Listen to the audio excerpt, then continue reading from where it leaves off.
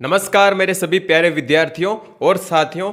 कुछ कमेंट्स आ रहे थे कि सर इस इंटरव्यू की श्रृंखला को आप जारी रखिए, तो इंटरव्यू श्रृंखला जारी रहेगी। और पहले मैंने इंटरव्यू लिया था रीट लेवल 1 के अंदर ओबीसी कैटेगरी के अंदर, फिर दूसरा इंटरव्यू था मेरा मुकेश जी का पीटीआई जी का, तीसरा इंटरव्यू था एसएसटी रीट लेवल 2 का, और आज हमारे साथ है BSTC REET level 1 special BSTC. इन्होंने बीएसटीसी कौन सी की, स्पेशल बीएसटीसी वाले हमारे साथ शिक्षक हैं। तो आज हमारे चैनल पे हमारे साथ हमारे मेहमान हैं आज श्री रामराज जी प्रजापत, जो भी रीट लेवल 1 के अंदर का सिलेक्शन हुआ है। इनके भी पोस्टिंग है राजकीय प्राथमिक विद्यालय गोपालपुरा ब्लॉक मंडलगढ़ जिला पिलवाड़ा के अंदर इनकी पोस्टिंग है। तो पिछली बार की भर्ती में 2 नंबर से रह गए थे, तो इनकी संघर्ष भरी कहानी आप सुन के आप मोटिवेट हो सकते हो कि बहुत बार असफलता हमको मिलती है, लेकिन अगर बार बार हम प्रयास करें, लगातार अपने एक ही लक्ष्य को निर्धारित करें और लक्ष्य के पीछे हम लग जाएं, जुट जाएं, मेहनत में कोई कमी ना रखें, तो हमको सफलता बिल्कुल निश्चित रूप से मिलेगी। तो आज हमारे साथ हैं श्री रामराज जी प्रजापत। तो सर आपका हमारे channel crack exam with Arvind में बहुत बहुत स्वागत है।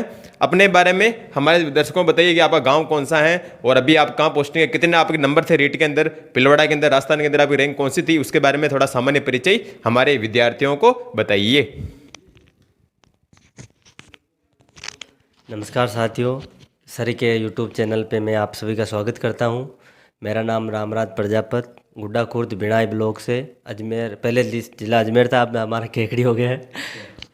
और पिछली बार में मेरे जो 2 नंबर से रहा था रीट में मैं, और अब की बार वापस तुरंत उस रीट के एग्ज़ाम के बाद में डिमोटिवेट होए बिना वापस तैयारी की, लगातार तैयारी जारी थी और अभी सिलेक्शन लेके ही रुका हूँ।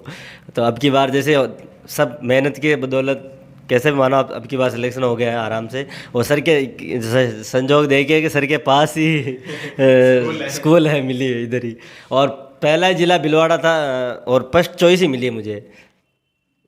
अच्छा, और राजस्थान में रैंक कौन सी थी आपकी? और राजस्थान में मेरी 531वीं रैंक थी और ऑल भिलवाड़ा के अंदर 35वीं रैंक थी मेरी। और स्पेशल बीएसटीसी और स्पेशल बीएसटीसी मैंने सर जयपुर से की थी, वो भी रीजन से हुई सर। मैंने क्या किया सर, प्री बीएसटीसी एग्ज़ाम दिया थे 3 बार, तो तीनों बार मैं जनरल बीएसटीसी क्वालिफाई नहीं कर पाया, प्री एग्ज़ाम भी। तो उसके बाद मैंने कहा अभी अब क्या करें, तो कोई ऑप्शन नहीं था और करनी एसटीसी थी।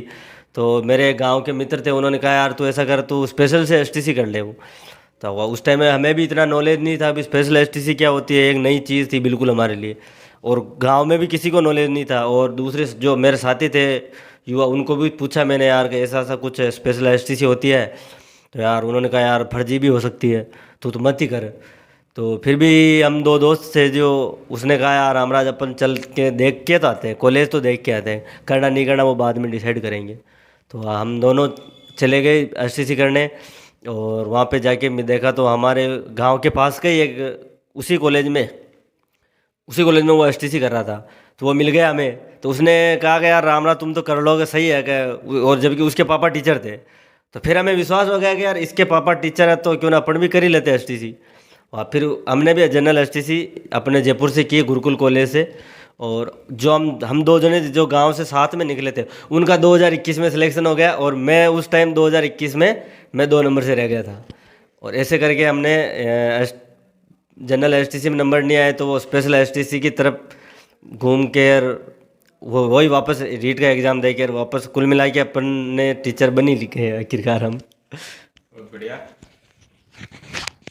बहुत अच्छी जानकारी बताई सर ने कि स्पेशल बीएसटीसी, पहले इनका प्री बीएसटीसी में नंबर नहीं आया था जैसे आप बता रहे थे, इसलिए फिर आपने स्पेशल बीएसटीसी कर ली। पिछली बार कट ऑफ कितनी थी रीट की आपकी कैटेगरी में?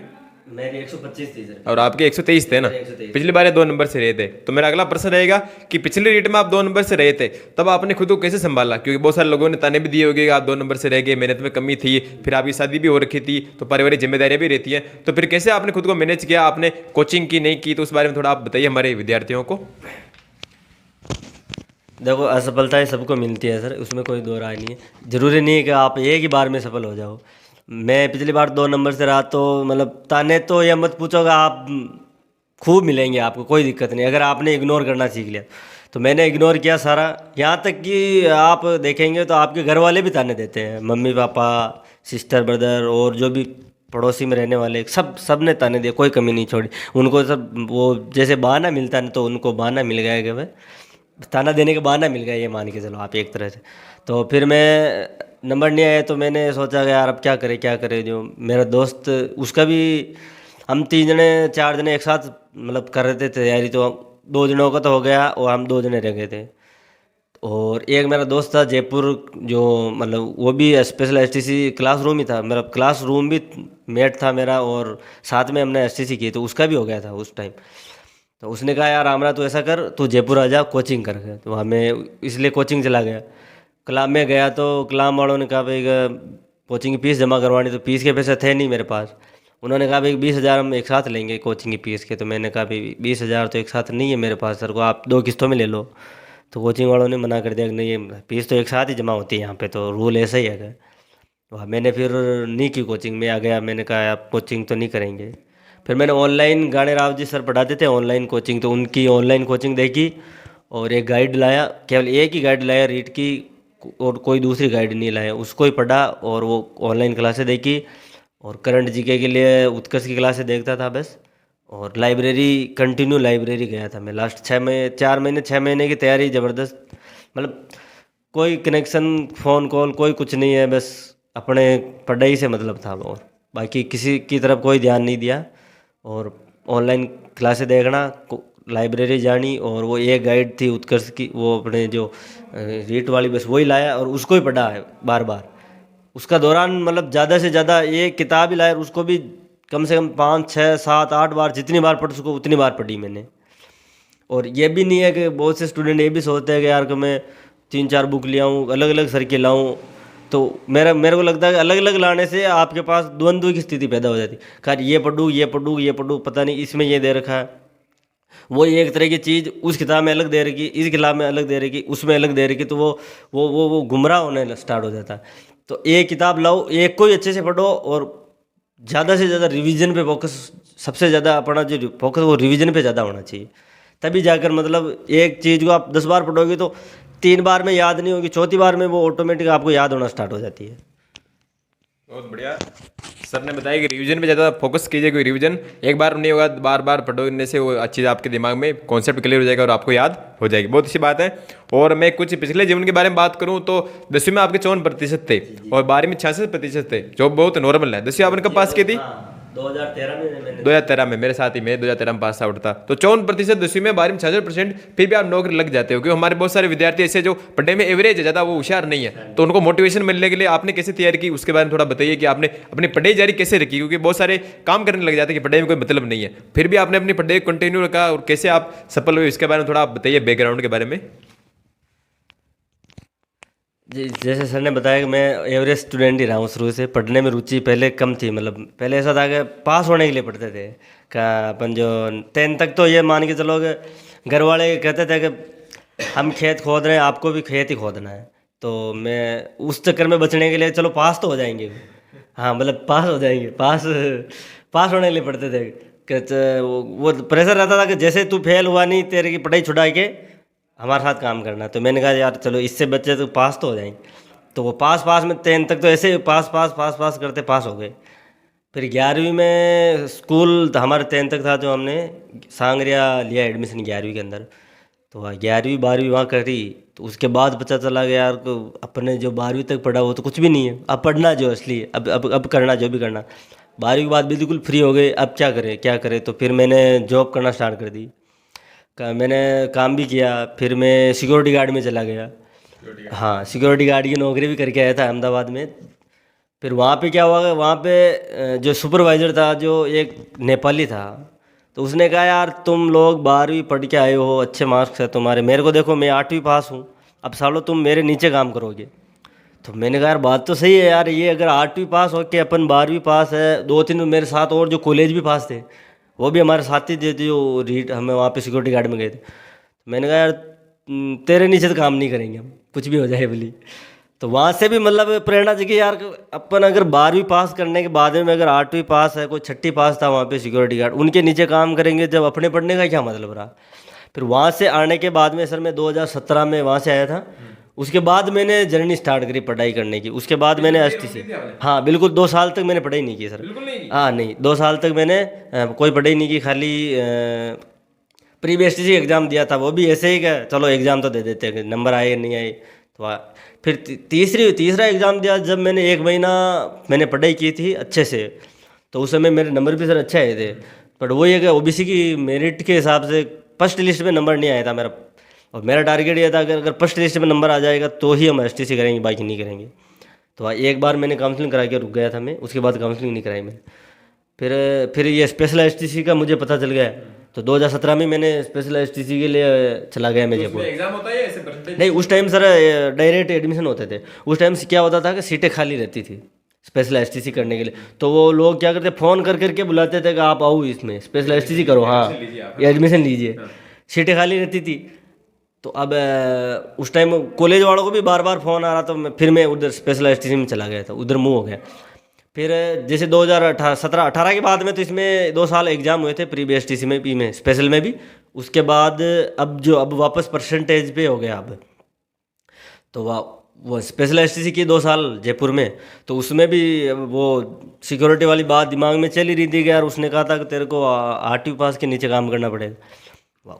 एक चीज़ वो भी दिमाग में थी, दूसरी ये भी थी कि यार अगर पढ़ेंगे नहीं तो करेंगे क्या, खेती पढ़ने से होगी नहीं, और दूसरा काम होगा नहीं। मैंने हलवाई का काम भी किया सर 6 महीने, हाँ मैंने हलवाई का काम भी किया 6 महीने तक। और उसके बाद मैंने सिक्योरिटी काम भी छोड़ा, हलवाई का छोड़ा।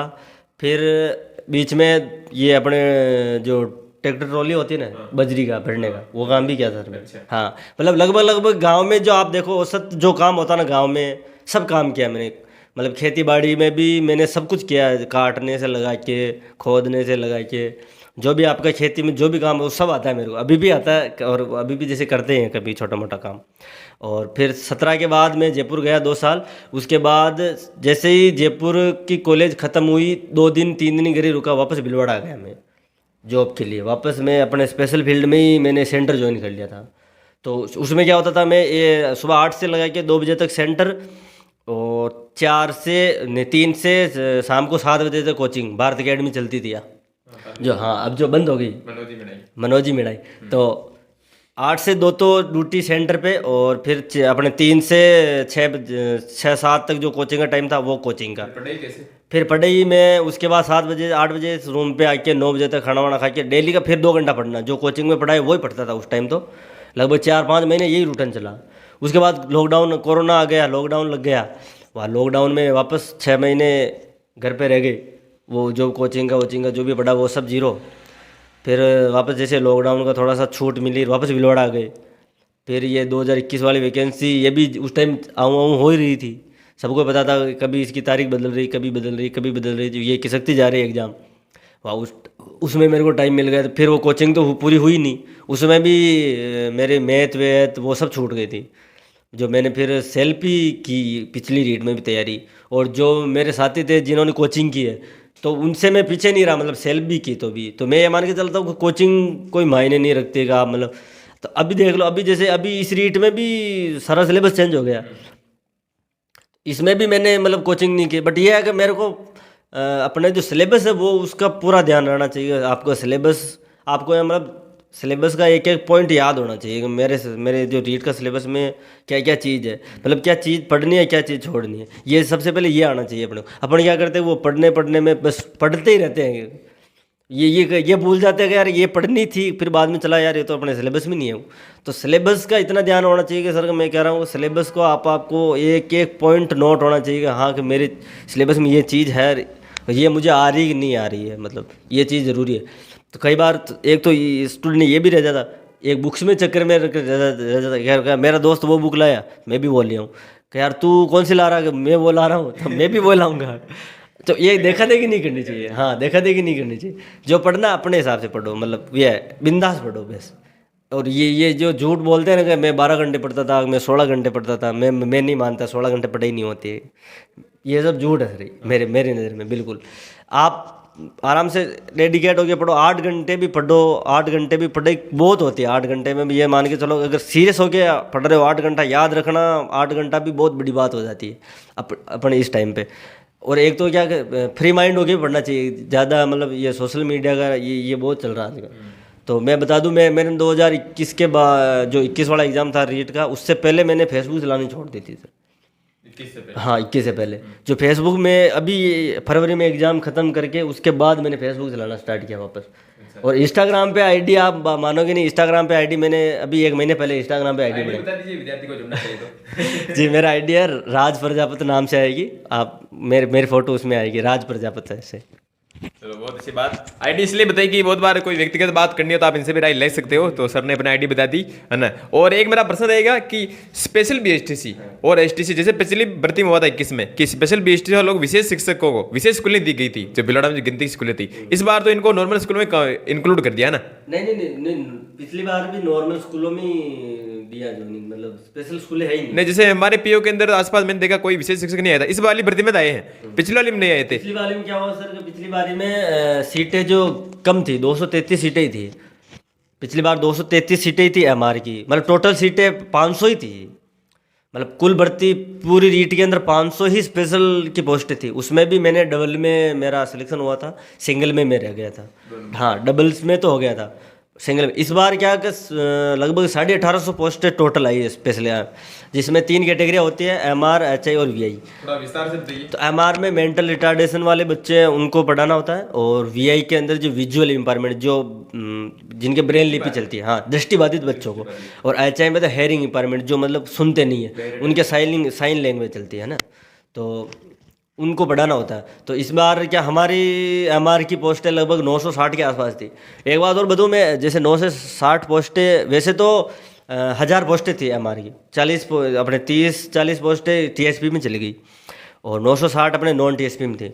960 पोस्टें थी अपने नॉन टीएसपी में।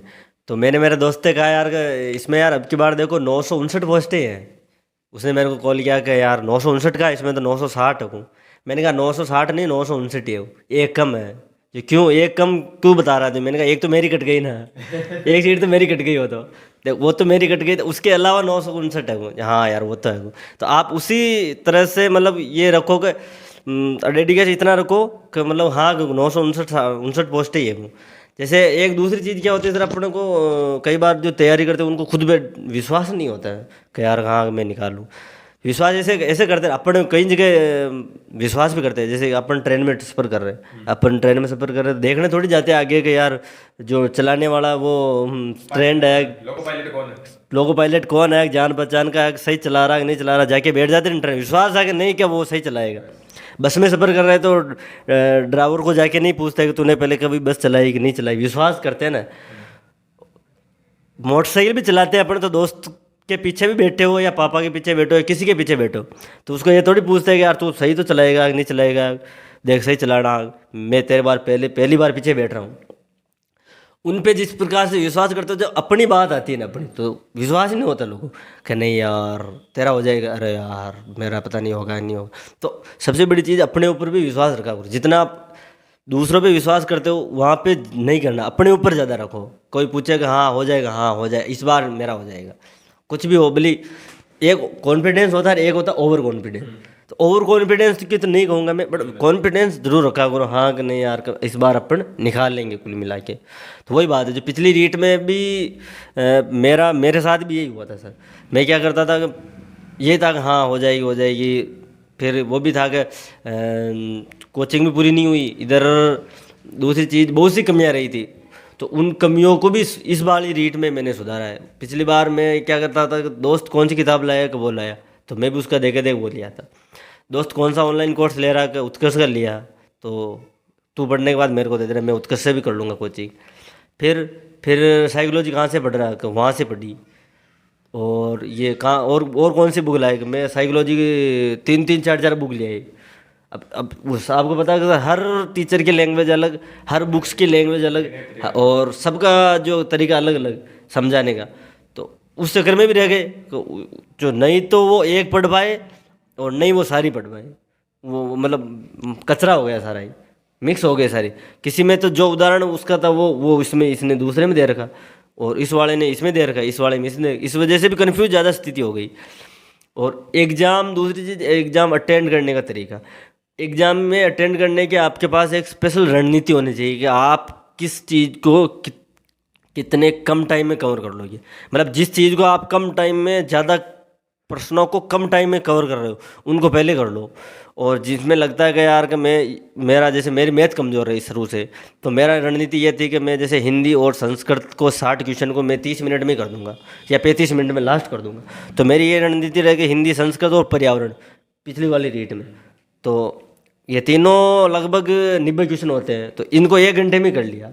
अब बच रहे 1.5 घंटे। अब 1.5 घंटे में आप आराम से साइकोलॉजी भी कर लो और मैथ कर लो, बस 2 सब्जेक्ट रहेगी उसमें। तो ऐसे रणनीति अपने पास पहले होनी चाहिए कि मैं इसमें मेरा ये पार्ट कमज़ोर है, तो मैं मतलब इस चीज़ को कैसे करूँगा। तो उसमें क्या होगा, एग्जाम में प्रेशर नहीं बनता सर। अब उसमें अपन रणनीति नहीं बनाते तो क्या होता है कि एग्जाम में प्रेशर बनना स्टार्ट हो जाता। जैसे लगता है कि यार टाइम ये होगा, अब क्वेश्चन बहुत ज़्यादा छूट रहे हैं, तो उस टाइम दिमाग में प्रेशर बनना होता है और जो हमें सही करना होता है वो भी हम गलत करके आ जाते हैं कई बार। और दूसरी चीज़, अगर कंफ्यूज भी होना थे, जैसे लगता है कई बार कि यार 2 ऑप्शन का कंफ्यूज हो रहा है, तो हर क्वेश्चन में कंफ्यूज नहीं होना है।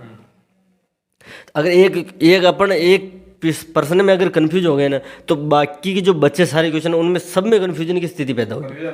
हाँ, मतलब कंफ्यूज नहीं होना। कंफ्यूज ऐसे होता ना कि यार जैसे एक कंफ्यूजन में आपको शंका होगी क्वेश्चन में 4 ऑप्शन में कि यार का ये मेरा पता नहीं सही है कि नहीं है, मेरा पता नहीं सही है कि नहीं है, तो उसमें नहीं उलझना है। जो करना एक बार में किया फिर आगे निकल जाओ।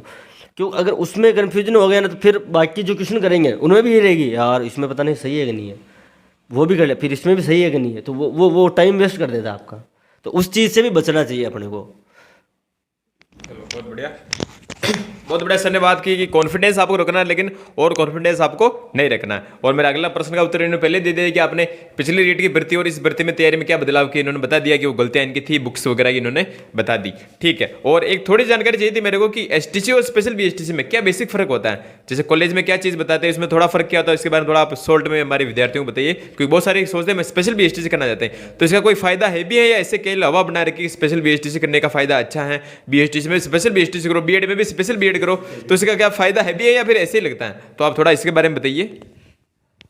जी देखो, इसमें ऐसा है कि सर मेरा तो क्या, मैंने तो मतलब नंबर नहीं आया जनरल एसटीसी, इसलिए स्पेशल में गए थे हमें। अच्छा। हाँ, मेरे को भी कोई नॉलेज नहीं था कि मतलब स्पेशल एसटीसी भी होती है, स्पेशल बीएड भी होती है। क्या फायदा है इसमें ये होता है सर का आपको जैसे एक तो सिलेबस सारा चेंज हो जाएगा। जैसे एक तो जनरल एसटीसी कर रहे हैं तो उसमें शिक्षण विद्या, रणनीतियाँ, वो भी सारी वही जो आपकी कॉम्पिटिशन एग्जाम में आती है वही पढ़नी पड़ती है, तो आपको एक तो ये फ़ायदा होता है। अब स्पेशल में जाने के बाद में सारा कुछ चेंज हो जाएगा। वहाँ पे आपको डिसेबिलिटीज़ पढ़नी पड़ेगी, वहाँ पे थेरेपी करनी पड़ेगी, थेरेपी बढ़िया पड़ती है, और प्रैक्टिकल स्पेशल बच्चों पे प्रैक्टिकल है वो पढ़नी पड़ेगी, एजेंसियाँ पढ़नी पड़ती है, भाई कौन सी एजेंसी किस प्रकार के बच्चों के लिए काम करती है, आरसीआई काम करती है जैसे, और सारी बहुत सारी नेशनल ट्रस्ट है, वो तो एजेंसियाँ पढ़नी पड़ती। तो मतलब वो है कि आपका कंपटीशन एग्जाम से वो बिल्कुल अलग हो गया, एक तरह से हट के हो गई वो चीज़। इनका उनसे कोई लेना कनेक्शन नहीं है। उनमें कनेक्शन ये है कि जैसे उसमें सेकेंड ईयर में ज़रूर जो शिक्षण विद्या लास्ट के एक उनमें आती है शिक्षण विद्या, तो वो शिक्षण विद्या ज़रूर अपने इसमें कॉमन है, बाकी सब कुछ अलग है। और वो होते ना सर कि हर डिग्री का एक टाइम होता है, तो ये अभी स्पेशल का डिग्री का टाइम मानो एक तरह से। वो हाँ, अभी फ़ायदा यह है कि जैसे अभी इसमें क्या हुआ सर, 2018 के बाद में इसमें वैकेंसी आने स्टार्ट हुई। पहले इतनी वैकेंसी नहीं आती थी, तो पहले कोई जानता भी नहीं था। तो 2018 में फर्स्ट टाइम पे जो 54,000 वैकेंसी आई थी, उसमें हमारी 1500 पोस्टें आई थी, लेवल फर्स्ट और लेवल सेकंड की।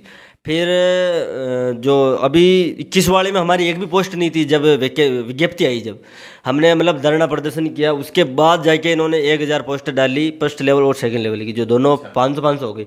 और इस वाली 22 वाली में भी हमने धरना प्रदर्शन किया, जब जाके मतलब 45 पोस्टें गलो साहब ने दी है, पहली बार रिकॉर्ड तोड़ के पहली बार 45 पोस्टें आई, जिसमें से लगभग 1850 के आसपास फर्स्ट लेवल की थी और बाकी सेकंड लेवल की थी। तो सेकंड लेवल में तो क्या हुआ, अब की बार रीट पात्रता नहीं हुई, तो मतलब बच्चे उनमें सीटें खाली रह गई, तो इस वजह से स्पेशल बीएड का भी करेज बढ़ गया। हाँ, सीटें खाली रह गई इस वजह से, और उनकी मेरिट कम गई। क्यों मेरिट कम जाने का रीज़न क्या है कि फॉर्म नहीं आए उनके। हाँ, कैंडिडेट कम थे, रीट को पात्रता ही क्लियर नहीं हुई थी, तो अब पात्रता क्लियर नहीं हुई तो मेंस में कैसे बैठे। और रीट लेवल 1 में क्या है, अब की बार सीटें भी अच्छी थी, तो इस वजह से भी मेरिट कम गई। वरना अगर जैसे पिछली बार की तरह सीटें होती ना, जैसे 233 पिछली बार सीटें थी, तो इस बार भी लगभग मेरिट में इतना अंतर नहीं होता। सीटों की वजह से मेरिट में अंतर हुआ, एक तो पहली चीज़। और अब ये मान के चलो ना, अब जैसे इसमें हमारे ओबीसी की 138 सीट थी और ओबीसी के सबसे ज़्यादा फॉर्म थे 2,500 एमआर के अंदर, सिर्फ एमआर के अंदर, हाँ एमआर के अंदर टोटल फॉर्म 12,000 के आसपास आए थे, जिसमें से 6,000 फॉर्म सिर्फ एमआर के थे और 6,960 पोस्टों पे 6,000 फॉर्म थे एमआर के, और उसमें से भी 2,500 फॉर्म सिर्फ ओबीसी के, और ओबीसी की सीटें थी मात्र 140। अब आप अंदाज़ा लगा लो 140 सीटों पे 2,500 फॉर्म, तो कितना का कंपटीशन तो इसमें ही बढ़ रहा है, ऐसे कोई दो राय नहीं। अब की बार कंपटीशन नहीं बढ़ा, अब की जो वैकेंसी आई उसमें लगभग आप ये मान के चलो ये स्पेशल वालों की एसटीसी और जनरल एसटीसी का मेरिट का आंकड़ा लगभग बराबर रहने वाला है, इसमें कोई अंतर नहीं रहेगा। मुझे ये बताइए कि स्पेशल बीएचटीसी स्पेशल बीएड विद्यार्थियों को करनी चाहिए नहीं करनी चाहिए आपके हिसाब से? नहीं सर, वो उनकी रुचि के ऊपर है। जैसे वो रुचि रखते हैं कि हम विशेष बच्चों को पढ़ाने में रुचि रखते हैं तब तो करनी चाहिए, कि नहीं हम तो नौकरी लगने के पर्पज से कर रहे हैं, तो मेरे ख्याल से नौकरी लग, ये जो स्पेशल एसटीसी नौकरी लगने के लिए नहीं है, सही बात है। ये सेवा की तरह से देखना चाहिए, सेवा भाव की तरह पहली चीज़। अब मैं भी मैंने भी जब मैं भी उस टाइम का, तो मेरे को भी पता नहीं था इसमें भाई, इसमें मतलब एसटीसी विशेष बच्चों को, वो तो वहाँ पे कॉलेज में जाने के बाद में मुझे पता लगा कि यार अपन तो मतलब बिल्कुल अपना तो कनेक्शन बिल्कुल अलग ही है, ये तो स्पेशल बच्चों को पढ़ाना। तो फिर मैंने तो ईमानदारी से काम किया कॉलेज में बच्चों के साथ में, और उसकी बदौलत ये रही कि मैं कॉलेज जैसे ही ख़त्म हुआ और मैं इधर जो जॉब करने लगा भिलवाड़ा में, बच्चों को पढ़ाने लगा। फिर मैंने होम सेशन स्टार्ट कर दिए थे रीट के पहले से ही, तो मैं घर पे बच्चों को जाता था पढ़ाने। तो अच्छा रिजल्ट देख के बच्चे आपस में जुड़ते गए, एक पेरेंट्स दूसरे पेरेंट्स को बताता गया यार हमारे सर आ रहे जी, बहुत अच्छा पढ़ा रहे बच्चों को। तो ऐसे करके मेरे पास 4-5 बच्चे हो गए थे, तो मेरा खर्चा निकल जाता था आराम से भिलवाड़ा रहने का। मैं 4 साल हो गए मेरे को भिलवाड़ा रहते हुए सर, तो 4 साल से मतलब मैं मेरा खर्चा निकाल रहा हूँ खुद से अपन से। ये नहीं कि सर का बहुत से बच्चों को ये रहता ना यार हम तो जॉब कर रहे हैं, हम पढ़ाई कैसे करें। तो मेरा उदाहरण देख सकते हो आप, मैंने जॉब भी की है और अभी भी मैंने 1 महीना पहले ही स्पेशल बच्चों को छोड़ा है। अच्छा। अभी इसी रीट में भी, हाँ ज्वाइनिंग से पहले वो रीट का एग्ज़ाम देने के बाद में मैंने वापस ज्वाइनिंग ये बच्चों को पढ़ाना स्टार्ट कर दिया था। तो अभी 1 महीने पहले ही मैं छोड़ के इधर ही आया हूँ सिर्फ। बहुत बढ़िया बात। इन्होंने बताया कि आप जॉब के साथ भी नौकरी लग सकते हो। और बाकी जो प्रश्न आपका बहुत बार आता रहता है कि स्पेशल बीएड करें या नॉर्मल बीएड करें, स्पेशल बीएसटीसी करें या नॉर्मल बीएसटीसी करें, तो उसके बारे में सर ने बता दिया कि कंपटीशन में आपको पहले बहुत बार कह रखा है कि कंपटीशन हर एग्जाम के अंदर है, पढ़ना आपको पड़ेगा। ये हो सकता है कि सीटें थोड़ी कम रहती है, उसमें सीटें ज़्यादा रहती हैं, विद्यार्थी कम रहते हैं, कंपटीशन हल्का सा कम हो सकता है। बाकी 19-20 फर्क है, ज़्यादा फर्क इसमें नहीं आता। वो सीटों के ऊपर, अगर जैसे पिछली बार 233 सीटें थी तो कंपटीशन बढ़ गया ऑटोमेटिक। अब की बार जैसे सीटें ज़्यादा आ गई तो कंपटीशन ऑटोमेटिक कम हो गए। और क्या पता भविष्य में सीट आए नहीं है स्पेशल की, वो तो अब की बार आगे पता नहीं। सरकार भी जा रही थी तो जाते जाते सबको खुश कर रही है, गलत सरकार तो हमें भी कर दिया। अच्छा, तो आप कह रहे थे आपने धरना प्रदर्शन भी दिया था, उस हिसाब से फिर वो दे दिया। बहुत अच्छी बात गई। और कोचिंग के बारे में बता दिया कि आपने कोचिंग वगैरह नहीं की थी, ठीक है। और आपके कोई आइडियल कोई प्रेरणा स्रोत कौन रहे जिनको देख आप प्रेरित हो कि मैं भी नौकरी लग सकता हूँ? जब आप पहले जॉब करते थे तो कहीं ना कहीं आप किसी ऑफलाइन या ऑनलाइन किसी गुरुजी देखा हो या किसी व्यक्ति को देख के लगा, व्यक्ति विशेष को कि यार इसको देख के मुझे लगा कि मैं भी कुछ कर सकता जीवन में, तो कोई व्यक्ति हो, ऐसा कोई व्यक्ति आपके जीवन में रहा हो तो उसका आप नाम बताना चाहिए हमारे चैनल के माध्यम से? वैसे तो बहुत से हैं, बट एक जो हमारे गांव के टीचर हैं वो क्या 9th में फेल हो गए थे। अच्छा। हाँ 9th में फेल हो गए, फिर उसके बाद उन्होंने 1 साल तक काम किया मेरी तरह। उन्होंने भी, उनके भी क्या वो जुगाड़ है ना गांव में, डुग्गा होता है, डुग्गा चलाया अच्छे से। फिर 9th में सर उन्होंने 9th में फेल होने के बाद वापस 9th पढ़ी और फर्स्ट रैंक 9th में, मतलब पूरी क्लास में फर्स्ट रैंक से वो पास हुए और वो भी गवर्नमेंट जॉब में लगे। तो मैंने सोचा यार ये अगर बंदा अगर 9th में फेल होने के बाद में भी पढ़ के अगर नौकरी लग सकता है तो अपन ने तो एक ही बार फेल नहीं हुए, तो अपन भी लग सकते हैं। जब जी सर उसका नाम जरूर लूँगा मैं, किशन जी सर है उनका नाम, हमारे गाँव के है वो। और उनको देख के मैंने कहा यार सर आप लग सकते हो तो हम भी लग सकते हो। मतलब आप वो उनसे कई बार हालांकि इतनी बात नहीं होती है उनसे, हमारी संपर्क में भी नहीं है इतना, क्योंकि वो जॉब में है जब से। मतलब उनको देख के मैंने कहा यार अगर ये बंदा लग सकता है तो अपन भी लग सकते हैं, कोई बड़ी बात नहीं है। तो उनको देख के मैं ज़्यादा इम्प्रेस। और दूसरी घर वालों की स्थिति भी ऐसी थी, एक मदर मेरी जो मम्मी से भी ज़्यादा इम्प्रेस हुआ मैं। मम्मी ने कहा भाई देख हमने खेत खोद लिए, अगर तू नहीं पढ़ेगा तो तेरे को भी वही करना है जो हम कर रहे हैं। और द्वंद्व की स्थिति ज़रूर रही मेरे पापा के साथ मेरे, क्योंकि कई बार होता है कि यार अपन जो कर रहे हैं उनके समझ के बाहर होता है और वो जो करना चाहते हैं अपनी समझ के बाहर होता है। तो द्वंद्व की स्थिति हमेशा ये रहती है। बट ये है कि मैंने कहा यार पापा रुको, आप रुको, आप देखो सिर्फ। तो आप जैसे सक्सेस हो जाओगे तो वो खुश हो जाएंगे, अब जाके वो खुश है। पिछली बार उन्होंने ताने दिए मेरे को, खूब अच्छे दिए, मतलब यहाँ तक स्थिति आ गई कि अब तू जाने, तेरा काम जाने, तेरे पढ़ाई के पैसे तू ला, तू कर, जो भी कर, हमारे से कोई मतलब नहीं। यहाँ तक भी बात बनी है। मैं फिर भी मैंने कहा सर आप पापा मैं असफल ज़रूर हुआ हूँ बट निराश नहीं हूँ मैं, आप नहीं दे रहे हो कोई बात नहीं। अब की बार ये रहा कि सर जैसे रिजल्ट आया यार, वो वापस आपको पता है सफलता के साथ में सब जुड़ जाते हैं, तो वो ऐसा करके, तो ये सोच के भी निराश नहीं होना यार कि मेरे घर वाले सपोर्ट नहीं कर रहे हैं या मेरे जो साथ के हैं, ऐसी कोई बात नहीं। आप काम करो, आप ईमानदारी से काम करो, सब अच्छा होगा, मतलब ऑटोमेटिक सुविधा ही मिलेगी आपको। मैं भी मेरी जो इस बार का खर्चा है लगभग मेरे दोस्तों ने उठाया है सर, मैं झूठ नहीं बोलूँगा चैनल पे आपके, और मेरे सारे दोस्तों ने मिल के मतलब पैसे दिए, तो कोई किसी ने 10,000। धन्यवाद देना चाहिए आपको। बिल्कुल, मेरा एक दोस्त है, ज़रूर उनको धन्यवाद दूंगा। उनका पिछली बार हो गया था 2021 में, मनोज जी नाम है उनका बहुत सपोर्ट रहा इस बार उनको। उन्होंने हर मतलब 2 दिन 3 दिन छोड़ के उनके कॉल आता था, लास्ट के 4 महीने 5 महीने जो मैंने अभी इसी रीट में, तो उनका कॉल ज़रूर आता था कि क्या पढ़ रहा है तू, क्या कर रहा है तू, और पैसे है कि नहीं तेरे पास। ये 3 सवाल होते थे उसके बाद, क्या पढ़ रहा है, क्या कर रहा है, पैसे है कि नहीं है।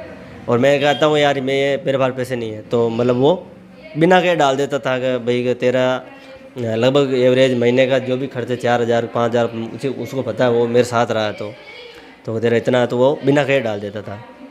और दूसरी चीज़ क्या है कि सर एक गॉड, आप जैसे भगवान को मानते हो, GOD गॉड है ना, तो अब इसकी मीनिंग भगवान मत रखो, इसकी मीनिंग ये रखो, जी का मतलब होता है सर गाइडेंस, आपके पास गाइडेंस होना ज़रूरी है।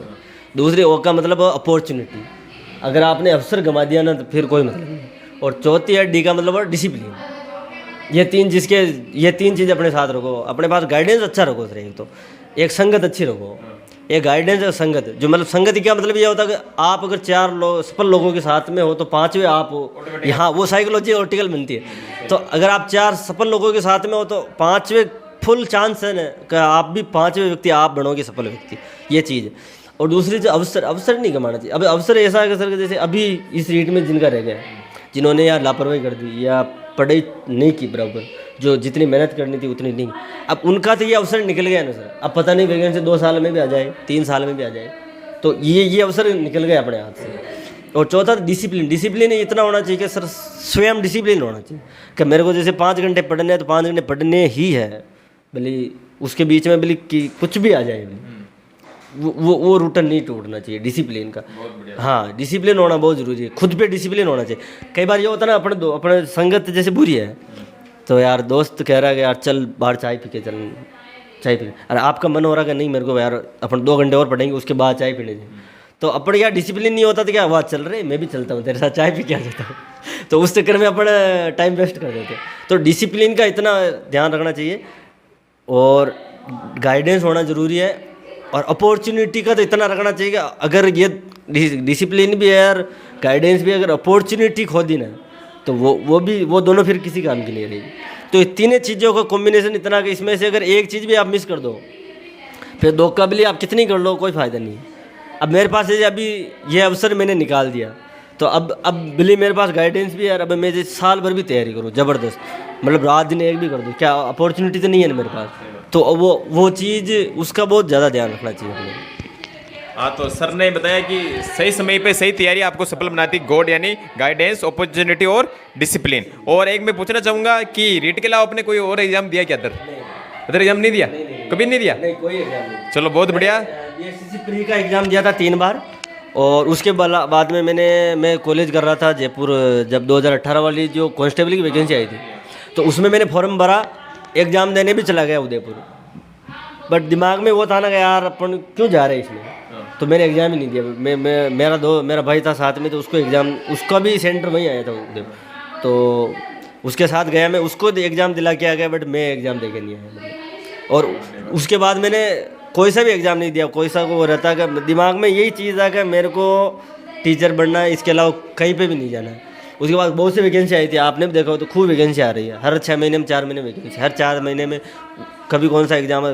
मैंने फॉर्म तक नहीं भरा, मैंने रीट के अलावा और एक CTET के अलावा, मतलब टीचर लाइन के अलावा कोई सा फॉर्म नहीं भरा। हाँ, टीचर बनने का तो बहुत बहुत बधाई हो, बहुत बहुत धन्यवाद आपका, आपने अपना अमूल्य समय हमारे channel crack exam with Arvind को दिया। स्पेशल सर मिलने के लिए आए, इंटरव्यू देने के लिए आए, इनकी इच्छा थी कि इंटरव्यू लें, और मेरी भी इच्छा थी कि आपसे कोई प्रेरित हो, प्रभावित हो, क्योंकि आप भी किसी से प्रभावित हुए होंगे।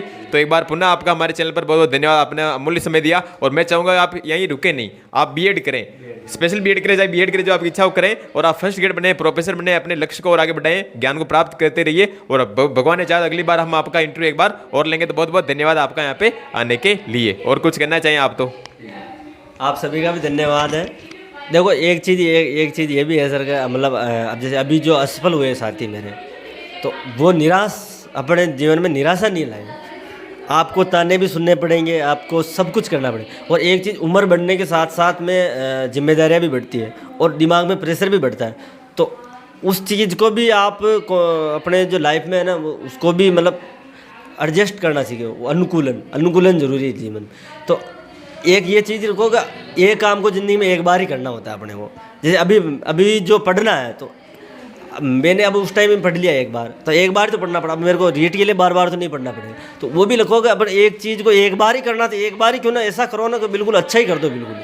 तो जीवन में ये भी ध्यान में रखना जरूरी है कि एक काम को एक बार करना होता है। तो एक बार में इतना अच्छा कर दो कि वो एक ही बार में बढ़िया हो जाए। उस चीज़ को अगर बार बार करोगे तो वो भी थोड़ा सा दिमाग में प्रेशर वाला चीज़ हो जाती है। उम्र बढ़ने के साथ साथ, अब आपको पता है, मेरा भी लक्ष्य ये था कि मैं 25 साल का हूँ ना, जब तक मेरी जॉब लग जानी चाहिए, उसके बाद मैं पढ़ाई नहीं करूँगा। मैं ये टारगेट लेके चला हूँ। और दूसरी चीज़, आपने अगर लक्ष्य जो भी लिया है उसको एक लिखो एक जगह। सर मैंने अभी भी लिख रखा, मैंने 2019 में लिख लिया था मेरा लक्ष्य। फिर मेरे को रीट पात्र था, मतलब रीट में सिलेक्शन लेना टीचर का, वो मेरे पास मैंने डायरी बना रखी थी। उसमें मैंने लिखा भी मेरे को मतलब 25, मैं जब तक 25 साल का हूँ जब तक मेरी जॉब लग जानी चाहिए। अगर नहीं लगती है तो उसके बाद मैं पढ़ूंगा नहीं।